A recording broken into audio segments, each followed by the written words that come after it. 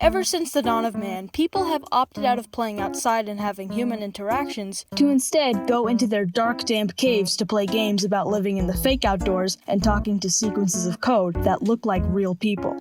So today, I'm going to talk about Animal Crossing.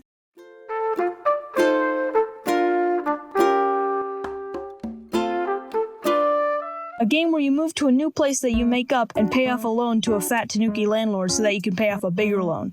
To an outsider, Animal Crossing looks like a game with no objective. Sure, you have a loan to pay off, but after that, there isn't much to do. But that's actually untrue, because Animal Crossing has the amazing ability of never running out of things for you to do. You can catch fish, bugs, dig up fossils, talk to your neighbors, craft items, decorate your house, decorate outside your house, make designs, make clothes, take pictures, invite friends over, send said friends gifts. The list goes on forever. And while that sounds like a long list of things to do, there's nothing making you do them. Because the goal of Animal Crossing isn't to pay off Tom Nook, which I hope relieves some people who never paid off their house. But the goal of Animal Crossing is whatever you want, and that is what's so beautiful about it. Do you want to fill out your museum? Go for it. Or maybe you're the person who wants to make their house the ultimate mega mansion. All the power to you. Or you want to become a world-renowned fashion designer and make clothes that rival the Able sisters themselves. What I'm saying is that the beauty of Animal Crossing is how each player has a truly unique experience. And what's so special about the game is its ability to make you feel, whether that be sadness after seeing a villager you love move away, excitement from catching the biggest and rarest fish. Hey! Whoa, dude! Oh! What? Oh! Wait, whoa. So you're saying I caught the rarest fish in the game, yeah. The rarest fish in the game? That's the rarest fish in the game. Wait, really? Yeah. That's a cola can. Dude! Or a bittersweet joy from the ever-peaceful nighttime songs.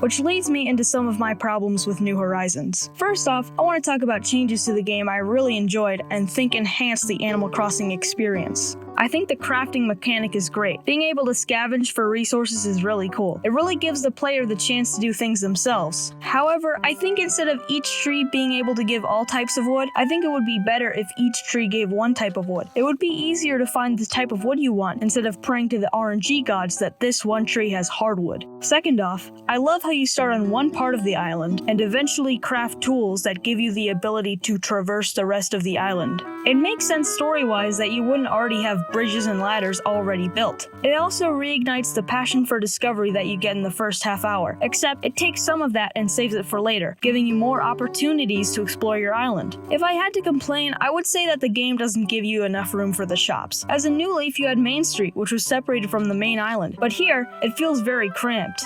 And finally, I love the museum. Although it's been a mainstay, the museum found a way to get even more cooler and realistic. In New Horizons, the interior looks fantastic. You get the sense that they care deeply about this part of the game and that every room was meticulously planned out. This time, when you donate a common butterfly, for example, instead of seeing it once in the bug section, there are certain rooms where you see tons of that animal. It makes the museum feel more realistic and awesome. Another thing about the museum is that in the fossil section, you have skeletons of prehistoric ancestors to animals on a display tree of evolution connecting to their modern counterparts represented as the villagers from the game, which is just the coolest. One thing that upset me deeply is the exclusion of the art exhibit. In previous titles, you would be able to buy paintings and sculptures from the character Crazy Red, who would have real and fake art in his collection, and if you bought the real one, you would be able to donate it to the museum and it would show up in the art exhibit. Except now there's no art exhibit, and possibly no Crazy Red, which really bums me out. Sure, Red was sketchy, but having art as part of the museum was so cool. We can only hope they bring back Crazy Red, or some other way to get art pieces in Animal Crossing.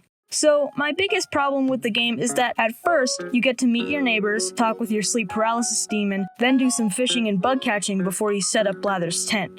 And then that's it. No wonder people time travel. If the game only gives you an hour or two of content and then goes, wowee, that was fun, dude, see you tomorrow, the player's gonna feel disappointed. All the player wants to do at first is see the town progress and grow, and when your progress is halted, the gameplay comes to a screeching halt. Of course, you can still fish and catch bugs, but eventually your tools break, and your island becomes filled with bugs and fish that are placed outside because you can't fit them in your pockets. But then the next day arrives, and Blather shows up, and you can finally donate all these freeloading pests. Except Blathers only needs 14 to open the museum, so then you have to wait 2 more days for the museum to open, and then I can get rid of all my fish. What I'm trying to say is that in the beginning, you can actually run out of things to do. You can't do things you expect to be able to do from the start. It feels unlike Animal Crossing. It feels like the gameplay has been stretched in order for you to unlock things later than in the previous game. It feels jarring as a veteran of the series to not be able to do certain things from the start.